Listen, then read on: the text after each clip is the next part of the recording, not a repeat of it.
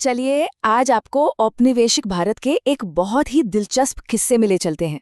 एक ऐसी कहानी जहां एक जमीन की नीलामी महज जमीन की बिक्री नहीं थी, बल्कि ये सत्ता, धोखे और अपनी पहचान बचाने की एक जबरदस्त लड़ाई का मैदान बन गई थी। तो समय है साल 1797 का और जगह है बंगाल का बर्दवान। ये वो दौर था जब बर्दवान अपनी दौलत और शानो शौकत के लिए पूरे भारत में मशहूर था और हमारी कहानी की शुरुआत भी यहीं से होती है। जरा सोचिए, बर्दवान के शक्तिशाली राजा का वो आलीशान महल जो कभी उनकी ताकत का सबसे बड़ा सबूत हुआ करता था। लेकिन अब ईस्ट इंडिया कंपनी उन्हीं राजा की बड़ी बड़ी जमीनों को, उनकी जागीरों को नीलाम कर रही थी।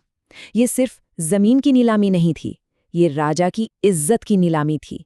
लेकिन इस नीलामी में कुछ बहुत ही अजीब हो रहा था, मतलब कुछ ऐसा जो किसी के समझ में नहीं आ रहा था।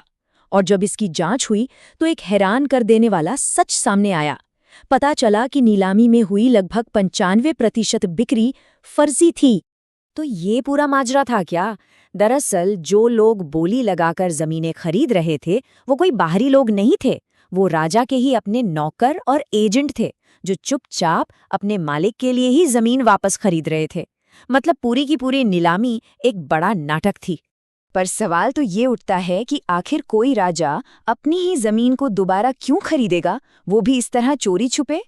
इस एक सवाल का जवाब हमें उस दौर की राजनीति और अर्थव्यवस्था के एक बहुत ही उलझे हुए जाल में ले जाता है। तो चलिए इस रहस्य से पर्दा उठाते हैं। इस पूरी गुत्थी को सुलझाने के लिए हमें सबसे पहले उस कानून को समझना होगा जिसने इस पूरे संकट को खड़ा किया था। ये था 1793 का इस्तमरारी बंदोबस्त, या जिसे अंग्रेजी में परमानेंट सेटलमेंट कहते हैं। अब देखिए, कागज पर तो ईस्ट इंडिया कंपनी का ये आइडिया बड़ा अच्छा लग रहा था।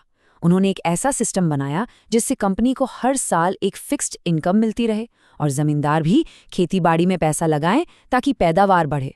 मतलब विन विन सिचुएशन। लेकिन जैसा अक्सर होता है, उम्मीदें और हकीकत में जमीन आसमान का फर्क था। ये प्लान बुरी तरह से फेल हो गया। नतीजा 75% से ज्यादा जमींदारियां बिक गई और कंपनी जिस स्थिर राजस्व का सपना देख रही थी वो एक बड़े आर्थिक संकट में बदल गया। तो सवाल फिर वही है कि ये इतने शक्तिशाली राजा और जमींदार आखिर अपना लगान चुका क्यों नहीं पा रहे थे? क्या वजह थी इसके पीछे? असल में जमींदार चारों तरफ से घिर चुके थे। एक तो कंपनी ने टैक्स की रकम बहुत ज्यादा तय कर दी थी। दूसरा, उस दौर में फसलों के दाम गिर गए थे जिससे आमदनी कम हो गई थी। ऊपर से एक सख्त कानून था, सनसेट लॉ, यानी अगर तय तारीख को सूरज डूबने तक पैसा नहीं चुकाया तो जमीन नीलाम। और तो और किसानों से लगान वसूलने की उनकी अपनी ताकत भी बहुत कम कर दी गई थी। सोचिए, जो राजा कभी अपने इलाके के मालिक हुआ करते थे, जिनकी अपनी सेना होती थी, अपना दरबार होता था, वो अब सिर्फ कंपनी के लिए टैक्स इकट्ठा करने वाले एजेंट बनकर रह गए थे। सारी असली ताकत तो अब अंग्रेज कलेक्टर के हाथ में थी। लेकिन ये जमींदार इतनी आसानी से हार मानने वालों में से नहीं थे। जब बात उनके वजूद पर आ गई तो उन्होंने भी पलटवार करने के लिए कुछ बहुत ही चालाकी भरी तरकीबें निकाली। और यहीं से खुलता है बर्दवान की उस अजीब नीलामी का सारा राज। ये कोई मजबूरी में उठाया गया कदम नहीं था, ये एक सोची समझी चाल थी। पहला कदम, अपनी जमीनें घर की औरतों के नाम कर दो क्योंकि उनकी प्रॉपर्टी जब्त नहीं हो सकती थी। दूसरा, जानबूझकर टैक्स मत चुकाओ। तीसरा, जब नीलामी हो तो अपने ही लोगों से फर्जी बोली लगवाओ। और आखिर में अगर कोई बाहरी आदमी जमीन खरीद भी ले तो उसे अपने लठैतों से डरा धमकाकर भगा दो। ये कंपनी के सिस्टम के खिलाफ एक खुला विद्रोह था। लेकिन रुकिए, कहानी यहीं खत्म नहीं होती, क्योंकि जिस वक्त जमींदार और कंपनी आपस में लड़ रहे थे, उसी वक्त गांव के अंदर एक और तीसरी ताकत धीरे धीरे अपनी जड़ें मजबूत कर रही थी। ये थे जोतदार। कौन थे ये लोग? ये अमीर किसानों का एक तबका था जिनके पास बहुत सारी जमीनें थीं। वे गांव के व्यापार से लेकर पैसे उधार देने तक हर चीज पर अपना कंट्रोल रखते थे। जमीनी स्तर पर असली ताकत यही लोग बन रहे थे। देखिए, जमींदार तो शहरों की हवेलियों में रहते थे, उनका गांव से सीधा कोई नाता नहीं था। लेकिन जोतदार, वो गांव में ही रहते थे। किसानों के बीच उनका गांव वालों पर सीधा कंट्रोल था और वो अक्सर जानबूझकर जमींदार का लगान इकट्ठा करने में अड़चनें डालते थे ताकि जमींदार और कमजोर हो जाए। और वो सिर्फ यहीं नहीं रुके। जब भी किसी जमींदार की जमीन नीलाम होती थी तो उसे खरीदने के लिए सबसे आगे कौन खड़ा होता था? यही जोतदार।